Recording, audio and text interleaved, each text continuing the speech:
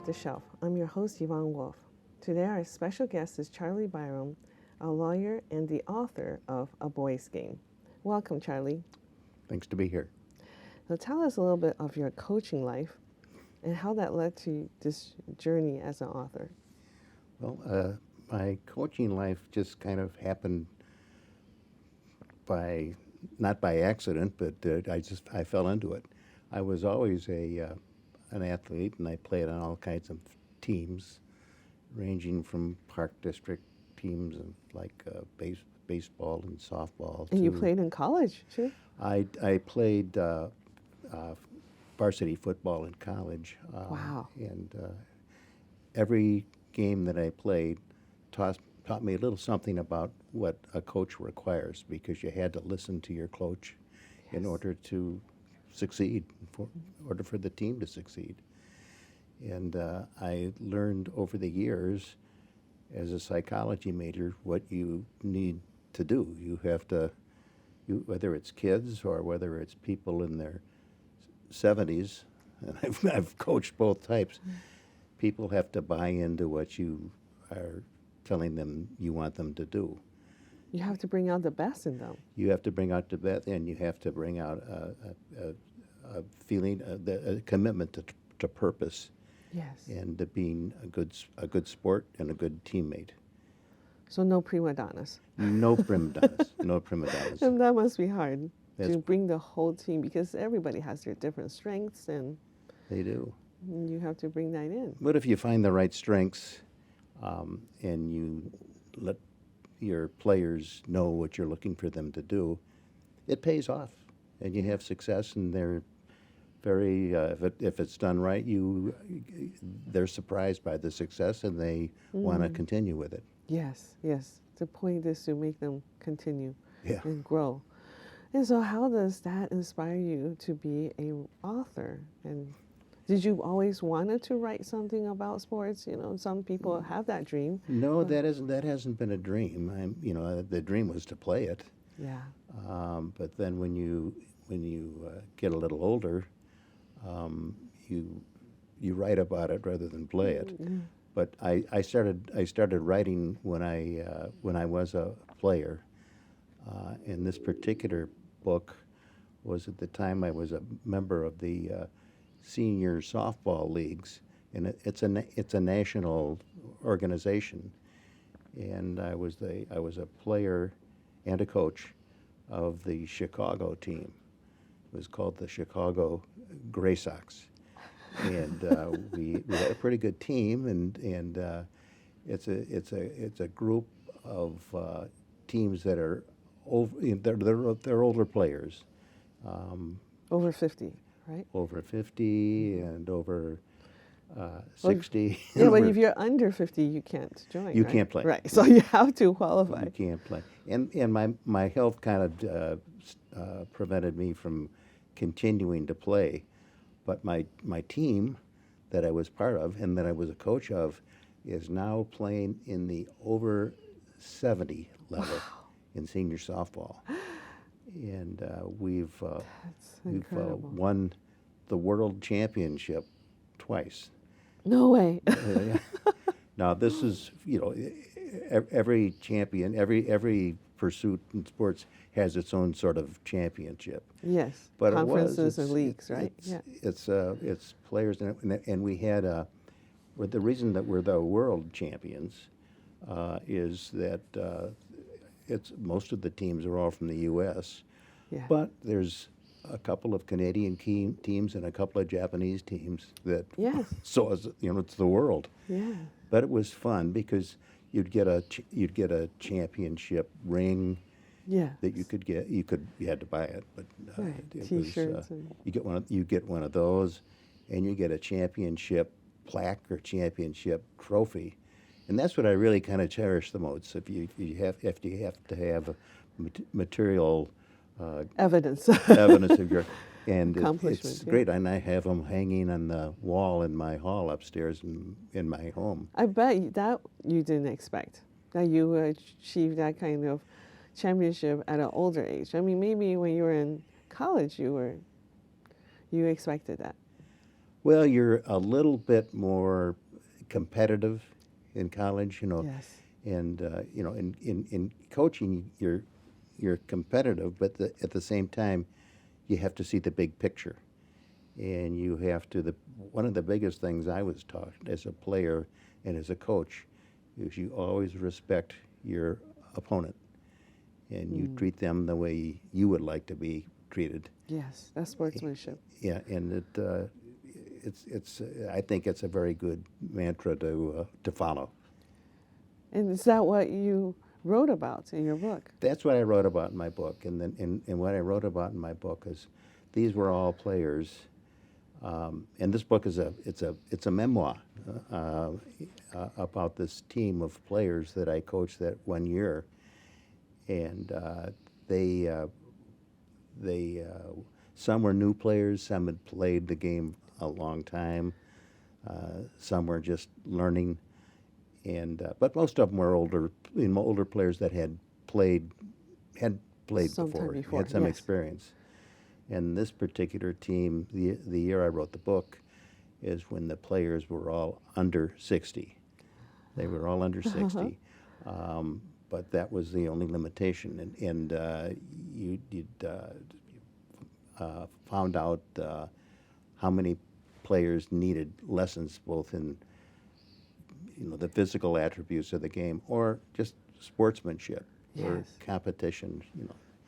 And but it was a lot of fun, and I woke up about a lot of things, and it helped me coach.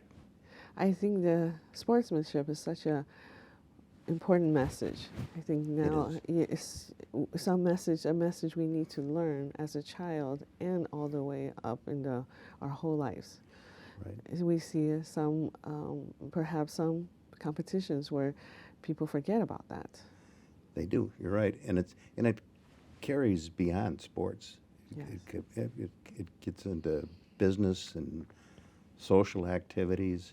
It's things you have to be aware of as a human being in order to get along in the world. And it's unfortunate a lot of people haven't learned it. So tell us about one example of this in your book, the sportsmanship Of the sportsmanship? message. Yeah. How did it come out as a story? Well, everything comes out differently, and I can tell you about it. It's funny. One of the things you do when you're running a team is you teach everybody what you expect of them, and everybody has a position you expect of them. And this is when this team was first put together, there were a lot of players that knew what to play, but they didn't know each other well. And that team had to gel. And a really funny thing happened during our first game. We were all on the field and playing the other team, and about the fourth inning, someone hit a pop-up. And it's in baseball or softball, usually you pick the player that's closest to it and say, Jim's ball, Joe's ball. Right. And we were, it was at a pretty important time in the game, and one of the players on the other team hit a pop-up, and a player on our team said, Kenny's ball, Kenny's ball. And a couple of other guys on the team wanted to join in and say, that's Kenny's ball, Kenny's ball. Well, as it turned out, we didn't have a player named Kenny. the ball landed, and nobody made a play on it, and the hitter got an extra couple of bases on it. Wow. Yeah.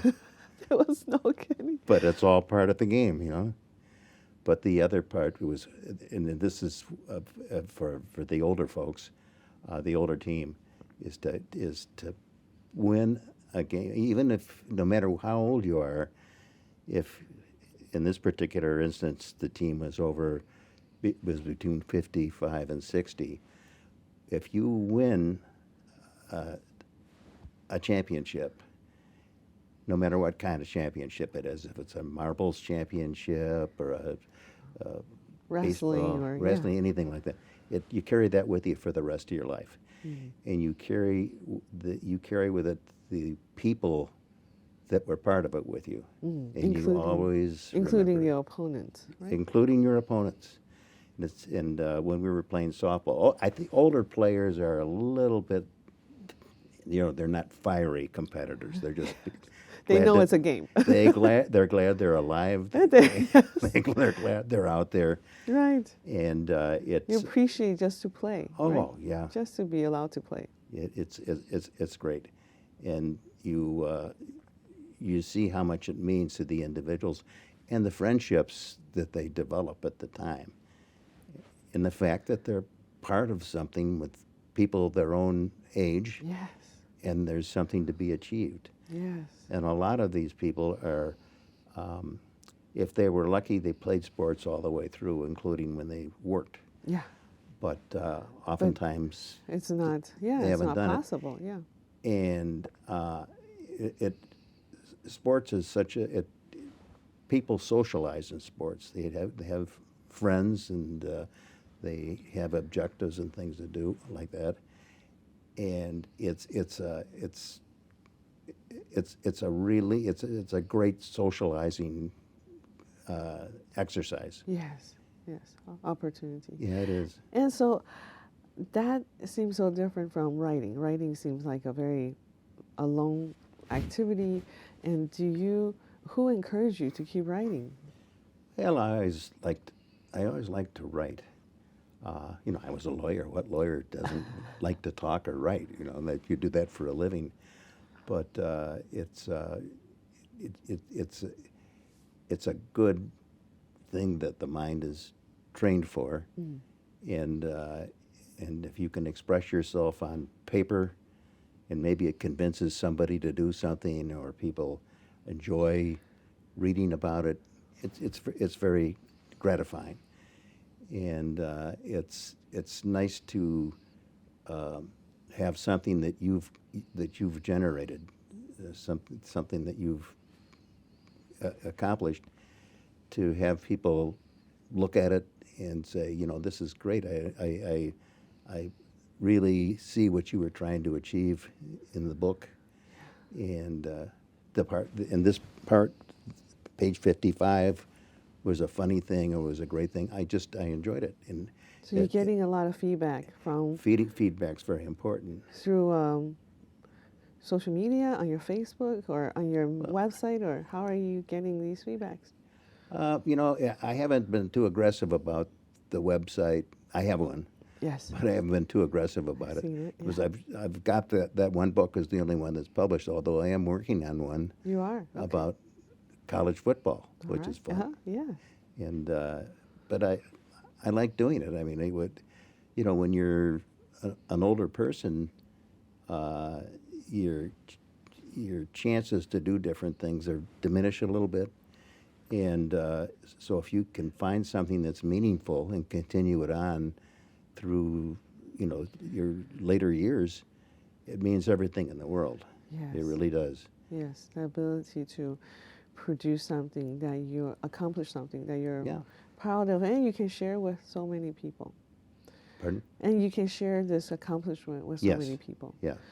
I think reading is one of the best activities during tumultuous time. If you hear all this noise outside, and then reading is just bringing us all closer together. Oh, it's great. In a peaceful way. It's great. And, with what we've gone through and with the pandemic, Right. I think, I have no statistics on this, but I think a lot more people have taken up reading than not. Yes. Well, so did you have trouble finding a publisher, or how did your publisher opportunity came to you? Yeah, it all goes to say, you try to you try to find a publisher because you get paid right away, and Yes. they pay for the publication and but I don't know what percentage of books get published, by publishing companies and what just Well, self-publishing has definitely increased. Yeah. I think they say 70%, since Yeah. the last 10 to 15 years. And I tried. I made phone calls and wrote letters and things like that. I tried to get publishers to interested in it. And when I was discouraged from my efforts, I said, well, I do want to write. Yes. And so I just took up self-publishing, and I self-published one book, and the one that I'm writing now will be self-published. I'm confident it will be self-published. So are your readers writing to you on Amazon, or how are they communicating with you? I really kind of don't. Some readers on Amazon, that have read the book on Amazon have written and have done that for me. Others are just personal, people that have seen it and are interested and write things. It always comes up when you're with a group of people that are doing anything, dinners, cocktails. So it's a good conversation starter. Good conversations. And when they find out that I'm an author, they perk up. When they find out I'm a lawyer, they don't perk up. But at least you make people interested. Yes, and it's something worthwhile to talk about. Oh yeah, right? Sure. I feel it's a topic that brings people together. Yeah. It's definitely something that makes us learn about each other. Oh, exactly. And I think I don't know if this has to do with DNA or not, but my brother is a writer. He's retired now, but he's written a lot of movies in Hollywood. Really? And they were fun, yeah. Who's your brother? And what kind of stories? I guess crime, or is it fiction? Most of them are enjoyable, feel-good movies. Okay, that's great. But he's written movies that he had stars like in some of them his stars consisted of Richard Dreyfuss, okay. Bill Murray. So he's the writer first, and then you. Yeah, but I wasn't trying develop. to. I wasn't trying this to. This is not a sibling rivalry issue. and I said, "Can you help me with this or with that?" And he said, "I'll send you a book. You can read it, and a how-to book." Mm-hmm. So there was no help from him. Okay, well, but it was always good to get. He's a good guy, and we like to chat about these things. And whatever I learned from it, it was self-taught. Mm. But there must have been something in the genes. So the cover, how did you get the cover? Was there somebody's picture or your own pictures? Well, there was one day that I decided I was going to write a book about, when I decided about the book, I was going to photograph a baseball diamond or a softball diamond. Yes. In a setting that, added to the effectiveness of the book. Yeah. And I spent a day driving around the suburbs and the city of Chicago looking for fields. And I found a great field that was on, I can't even remember the name of it, but it was on the north side of Chicago. And that's the book. And I wanted to get the picture of the baseball field and the Chicago buildings in the background to add, that's with the book. Yeah. And I was fortunate that at the time I lived with a very good artist, a guy named Mark McMahon, who does a lot of stuff in Chicago and has a pretty good following.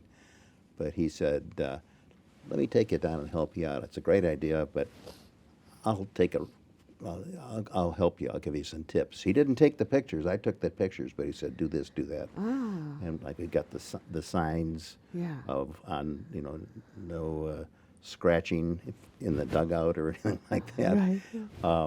On the fence, so you could read that.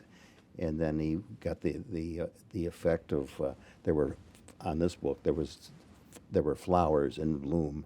That's at the end great. of it. And you got that professional advice. Yeah, I did. Yeah. So, tell us about some lessons you learned from writing. Some lessons I learned from writing. That sounds like, right, learning from self-taught, but then your brother sending you some reference or resource materials. But any other lessons you've Well, taken away the from one lesson that I have, and one of the reasons you can tell by what I write about, is know your subject matter. I have an appreciation for anybody that researches things and interviews people and goes through that step of his subject matter and how he's going to write about. But I would rather not put that much time into research, and so I feel you're best off if you write what you know. What the subject is, and if you write about what you know, your chances of an effective book and one that people are interested in is much better than not.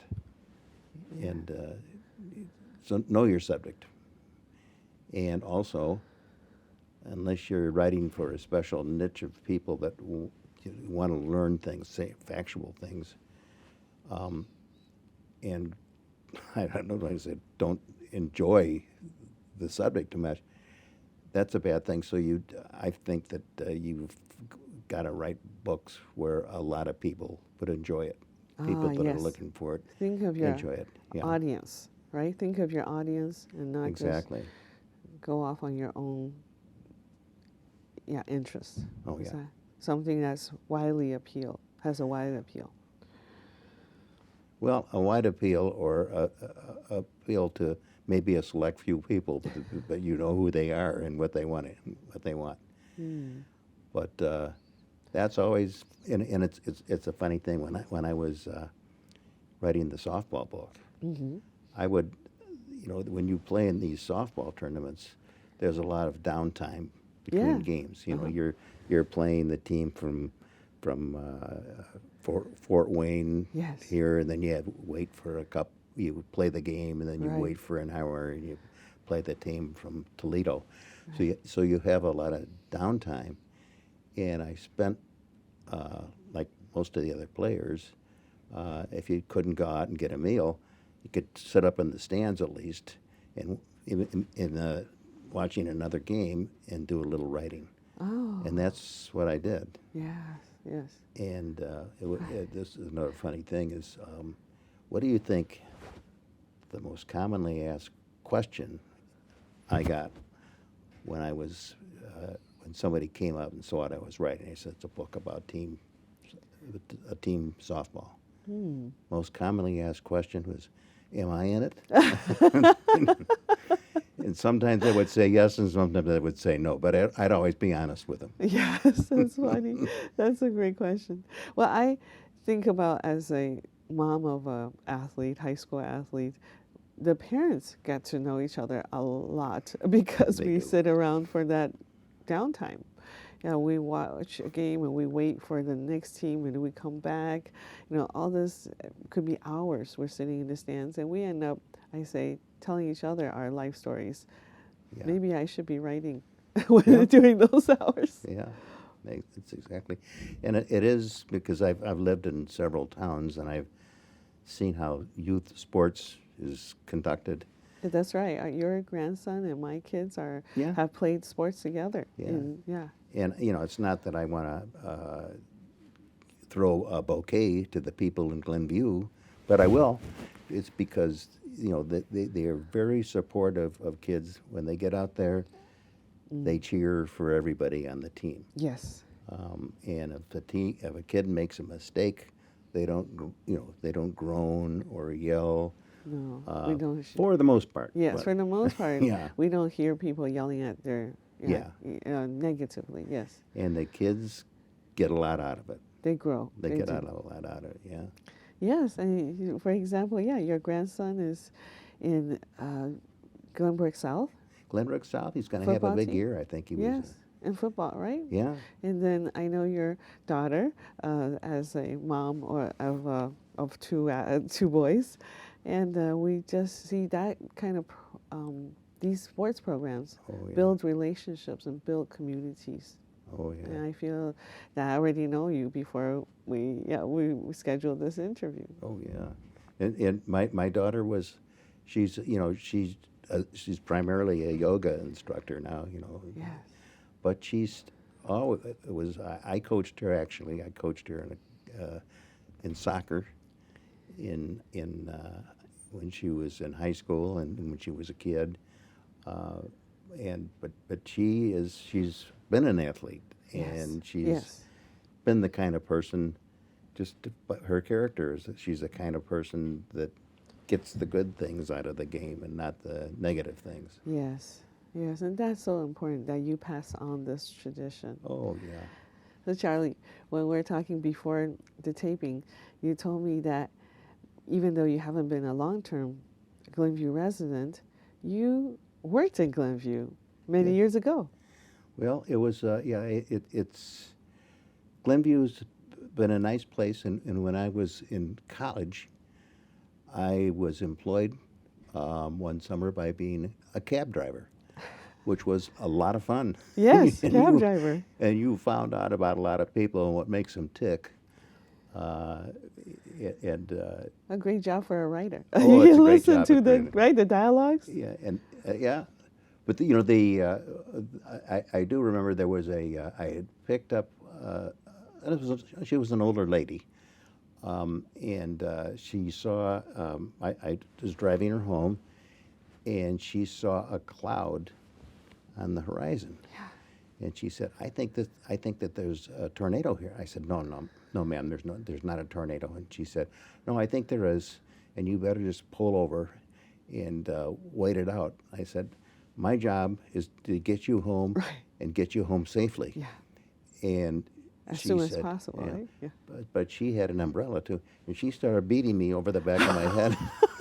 And I finally got to her house. I had the address, and I assisted her up to the porch, and I put her in a rocking chair that was on the porch, and she cooled down by that time. But, Did the tornado hit you? oh no, there was no tornado. If there was, I would have stopped. Oh my, that's a funny story. Well, thank you, Charlie, for being here with us. And we look forward to having you back when you finish your second book. Well, I certainly hope so. And thank you for watching. Join us next time on Off the Shelf.